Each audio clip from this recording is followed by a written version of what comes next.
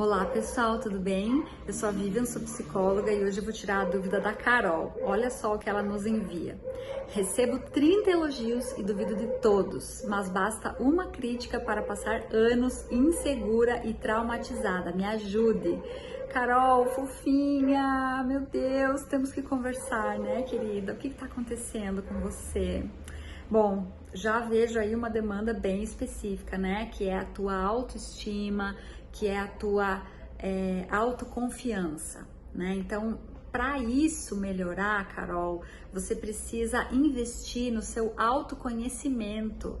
Porque se você não sabe quem você é, se você não tem certeza de quem você é, qualquer comentário pode influenciar, pode balançar as tuas estruturas.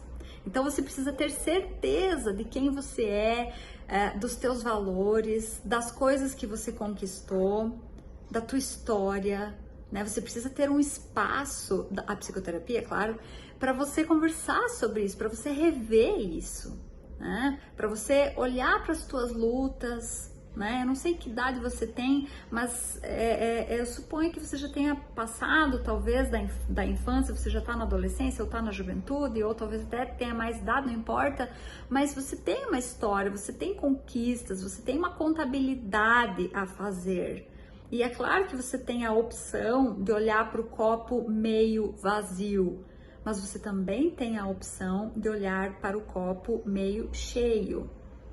E talvez exista uma supervalorização aqui desse copo meio vazio, porque quando eu não reconheço as minhas qualidades, eu me vitimizo diante do outro, eu recebo, às vezes, né, uma validação, uma ajuda, um carinho, uma passada de mão na cabeça. Aí tudo depende também da criação que você teve, que talvez a gente possa explorar e verificar como é que formaram-se os seus hábitos e qual é a forma que você vê a vida e os outros, os relacionamentos e principalmente a si mesma, né? Então esse assunto é muito complexo, muito extenso, porque muitas coisas influenciam na forma como a gente se vê.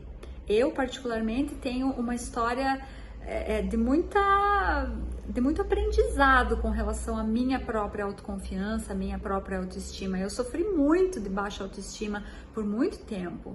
Então foi necessário resgatar toda a minha história, todas as minhas conquistas, revisitar momentos que eu não curti tanto, mas que ainda assim tinha alguma coisa boa envolvida, tinha alguma coisa boa motivada, entende? Eu precisei também levar em consideração os feedbacks positivos que eu recebia. Você diz aqui que você recebe elogios. E por que você não considera esses elogios? Por que parecem ser mentira? Por que eles são tão frágeis? De repente a gente poderia investigar um pouquinho mais isso, né? Então, quando você receber um elogio, por exemplo, você pode escrever, você pode colocar um post-it ali no espelho para te lembrar desse elogio que você recebeu. Você pode verificar se isso é verdade dentro de você. Você pode se ater aos fatos. Contra fatos não há argumentos, né? Então se atenha aos fatos. Como que é o teu desempenho no trabalho? Como que é o teu desempenho nas tuas amizades, no teu namoro, nos teus relacionamentos? Enfim, em vários outros contextos, né? Então se você recebe esses elogios, por que duvidar deles? O que te faz olhar para eles e não aceitar, né? Então eu acho que a gente poderia explorar isso. Eu sou um pouco suspeita, né? Para mim, a psicoterapia é a solução de todos os problemas, mas acho que, como Freud dizia, né? Quando você fala um problema, você já tem meio problema. A psicoterapia é a cura pela fala, né? E quando você se organiza para falar, você já tem esse problema meio que resolvido, né? Porque você está confessando, você está colocando ele. Quando eu li essa pergunta aqui, eu confesso que eu não tinha resposta. Eu não tenho uma resposta. Mas à medida que eu vou externalizando aquilo que eu penso, à medida que eu tenho coragem para externalizar as minhas cogitações internas, eu vou encontrando uma solução para isso. E é isso que eu quero te convidar a fazer, né? Quem sabe você possa fazer algumas sessões e descobrir quem você é de fato, quais são as tuas habilidades, quais são os teus defeitos, as suas fragilidades, porque você vai encontrar. E feliz daquele que tem coragem de se olhar no espelho e ver as próprias fragilidades, as próprias deficiências, porque aí você tem condições de melhorá-las, né? Eu, por exemplo, tenho uma péssima memória. Há muitos anos que eu já me conformei com isso, é quase que meio que de família. Então, eu uso ferramentas que me ajudem a suprir essa minha deficiência, porque eu tenho memória de peixe. Então, eu preciso anotar as coisas, eu tenho ferramentas, eu uso celular, eu uso post-its, eu uso... se eu me lembro de alguma coisa e eu tô fazendo outra coisa, eu paro imediatamente e anoto, para depois, senão, vai dar cagada. Então, quais são os teus defeitos? Quais são as tuas fragilidades? Quais são as tuas inconstâncias? Vamos focar nisso, né? Uma crítica para passar anos insegura e traumatizada, né? Então, é uma crítica recorrente? É algo que de repente você precise dar atenção? Por exemplo, você é uma incompetente, você não tem memória, você não lembra das coisas. Aí daqui a pouco passa uma semana, duas, um ano, meu Deus, você não me lembra, você tinha que ter me lembrado isso, sabe? Então, se isso é recorrente, se as pessoas te falam isso e se trata sempre da mesma coisa, vamos analisar se isso realmente não é verdade. E vamos encarar isso. E vamos resolver isso, né? Será que você não tem um TDAH, por exemplo? Não sei, eu mesma já fiz teste de TDAH, não tenho.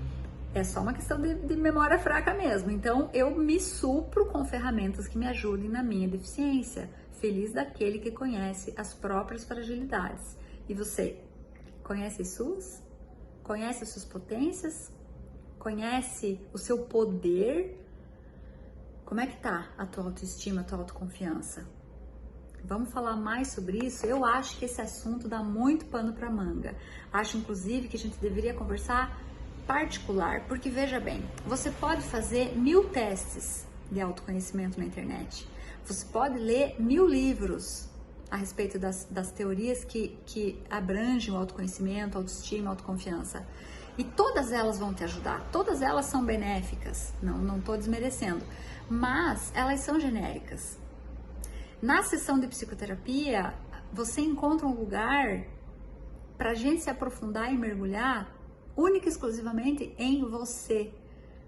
Porque você é diferente do fulano, que é diferente do Beltrano, que é diferente de mim, que é diferente da tua mãe, que é diferente do teu irmão, que é diferente do teu colega. Você tem potencialidades e fragilidades únicas. Então você precisa mergulhar e ter coragem de analisar o que é teu.